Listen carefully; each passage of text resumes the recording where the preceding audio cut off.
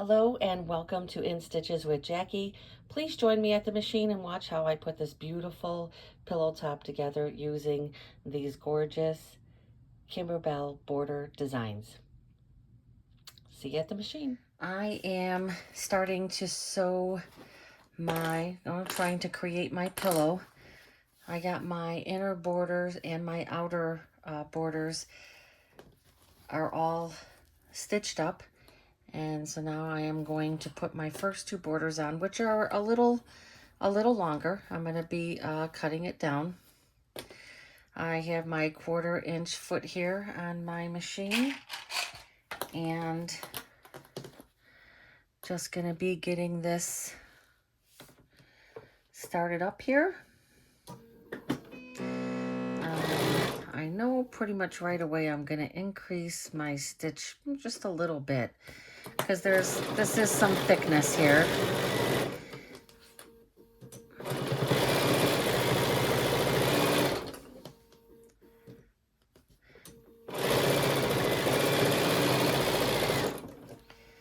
See if that cuts. All right, that's going to be for my first border, and it is so I have this little part here that got a little cut, but I think I may need to put that down first.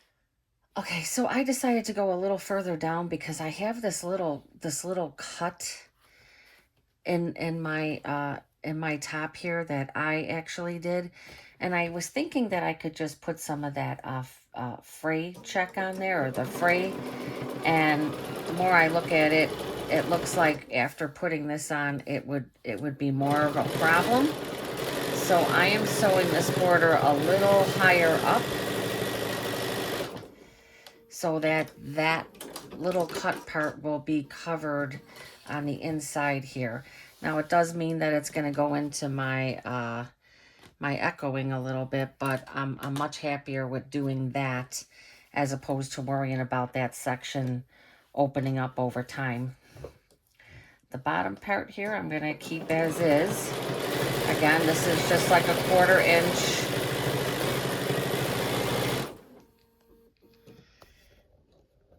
Gonna get my first borders on. Sorry about this. Here, I got something on the ground here getting in the way. And I debated whether or not showing the sewing part of this. I don't really know that it's necessary, but I'm gonna do it. I am gonna iron these borders open. I have my iron right here, and I'm gonna press them open just because of the bulk. Oh, I almost dropped all of my cups. Let's see. Now I'm going to see how well this goes, because the mesh stabilizer that I purchase, and I do purchase it on Amazon. Again, it's more cost effective than buying some of the, like Kimberbell brand or whatnot. But I have noticed that if your iron, now usually with a littler iron like this, it hasn't been a problem. But if I go with a bigger, hotter iron, it can crisp up that that mesh stabilizer. And now, from what I've heard, the other brands don't do that. I have heard that there is some, you can experience some shrinking of the fabric. So I'm just pressing that open, that seam open. It's not going to be seen. It decreases the bulk. And then the parts that are a little longer, I'm just going to trim them off. Oh yeah, this top part here, that cup part is nicely, it's going to be nicely taken care of. I have never really put this little, my little mat up on here. It does make it more convenient for sewing, but again, I don't tend to sew a lot with my Bernina. So I really miss being at this nice big sewing table. Well, I should say bigger sewing table. So there you go. I got the top and the bottom on. And I'm just going to move this. I also have my gypsy thing here. I don't know if anybody has used this, but it's great for flattening your seams, and you really need to do it with a wool mat from what I understand. I have a nice small one, and I will say that it does make a difference. It really makes those seams super flat. So if I did it on that one, I might as well do it on this one. So this is going to have, obviously, the border, this inner border, and then I am going to put the very nice red house border on. And I'm matching up this here, matching that up in my line there so that I cut this nice and straight, or as straight as I can.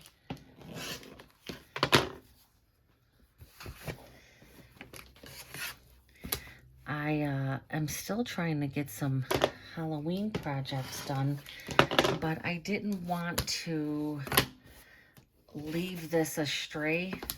One of the things I'm trying to avoid doing, I'm just lining up that red line there in my seam so that I can cut this as straight as possible here. Normally I cut, you know, I will cut these the size, but because I did the quilting, they had to be a little longer, and so I left them like that until I got this part done. All right, so got that first border on there. Let's move this stuff out of the way. And I'm going to get my next two borders. Pretty sure I did these long enough. I think this is going to be really cute. There you go. So I'm going to do the same thing. Just, I don't have to worry so much about how I did with that top part. Just going to use a couple clips. I said I'm going to do like the, what do they call it? The sandwich, or the back part. I don't think I'm going to put a zipper. At least I don't think I'm going to put a zipper. I was thinking about doing a hidden zipper for this pillow. I'm not sure yet. It all depends on how big it ends up, and how well the flange works out on this, for me to decide what I'm going to do there. So I am going to grab onto this and start sewing. This mat is not allowing it to slide, so I'm going to move that out of the way.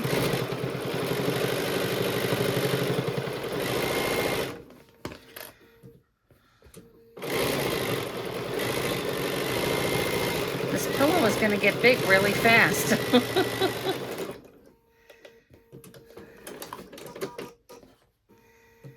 And let's see how that's looking. Beautiful. Beautiful. I love being able to just start with something my own. If you've watched my videos, you know I'm a big Kimberbell fan. Kimberbell is good for, you know, they sell the kits and they sell embellishments, and everybody makes the stuff and it all looks the same. I always try when able, I should say, to use my own fabrics. I like things to be unique, something that I put together, something that I, you know, made on the fly. Now, that's just how that's going to be. I can't change that. I could try to, like, do a fancy mitered corner.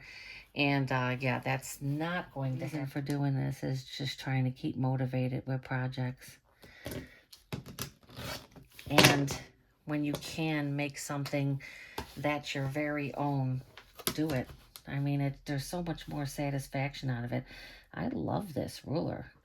I don't think I've used it a lot, but it's great for measuring with this corner, although I'm going to have to move this one in a little bit. It doesn't look straight yet. Got that done. Okay, one more. Yeah, nice again.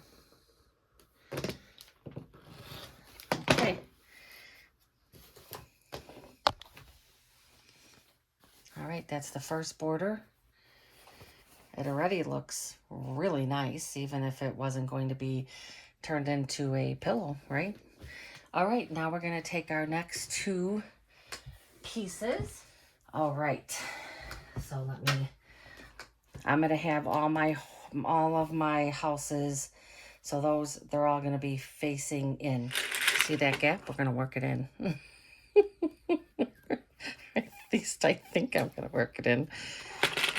So whenever you fall into situations like that, again, this is, obviously not very square. When I cut it, I probably did not square it up very well, but I'm going to be able to work that in. I would suggest, and I'm not going to move to my other machine at this point, when you run into issues like that, to probably switch to a walking foot, which would help kind of evenly feed those in. But I am, obviously not going to do that. I'm already sewing on this one, but it is an option. It is definitely an option. All right, let me grab this here, because this is known for coming unthreaded.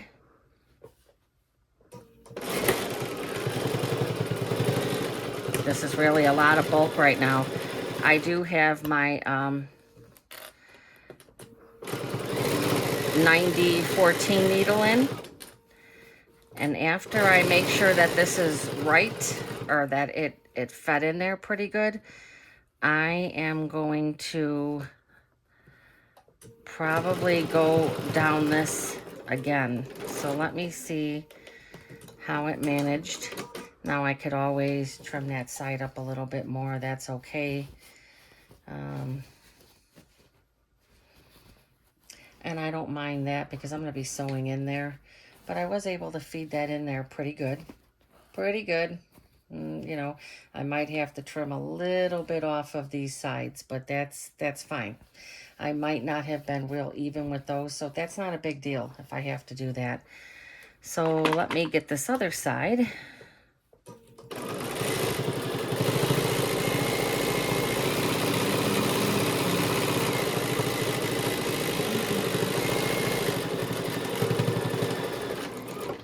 I didn't do any backup or anything. Let's see. You see how big this is getting? It's getting really big. The smallest size that this came in, and I really loved this for this project, was 4 inches. 3 inches would have been perfect for this. And this is about a 1/4 inch. I'm going to need every bit of that. So let me move this over, get these ironed. I didn't have all the way open. And so now on the front, and the thing is, it has that line that goes down the front, and that's not going to be totally even. Oh, I do have some water in here. I wasn't sure that I did. Look at how pretty that is. A little bit off that side, just to match that up a little bit more, because when I go to sew the other border, outer border on here, if this is this much off, like this is looking, it makes a difference, because there's going to be there'll be more of this than what there is in the border. Kind of hard to explain, but it can make things a little difficult. So this one kind of got bowed a bit here. And again, when I'm thinking about it, I might not have totally squared up these black borders as well as I should have. Just kind of started moving along with the project. So again, you can make adjustments as you go along. There's nothing that says you can't. Look at that. This actually almost looks like it would be nice as a tabletop. Okay, now I have my 2 outer borders. I had to stitch a little bit and make them a little longer. So they're going to be the ones that are going to complete this pillow. So we're going to have one going in on each end. So we'll go ahead and do this one first. I think it was a very good idea to do a pillow. I started thinking that maybe it could be some type of table runner, but I just really feel the pillow is going to show much better. Just be a nice decorative Christmas pillow. And I also found a pillow insert that's going to work perfectly for what the size of this inset pillow is going to be. One thing I am coming across is I'm not so sure this border fabric, which is absolutely gorgeous, I don't know if I have enough to make my back. I also decided that I'm going to make the back in a separate video just because it's just going to get too long. I started this video with showing how I quilted the borders and then stitching these together, and just feel like it will be too much if I try to do the back. And I'm still trying to decide if I'm going to do the hidden zipper or if I'm just gonna do the envelope style closure for the back. I definitely need to increase this. I'm gonna put it at 2.75. Stitching through a lot of layers here.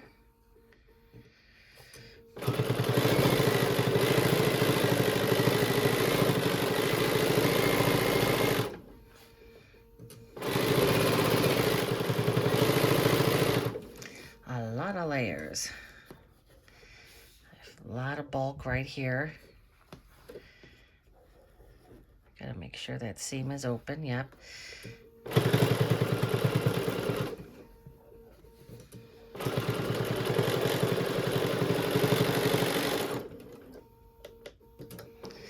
Just gonna have to trim up a little piece of the end of this right here.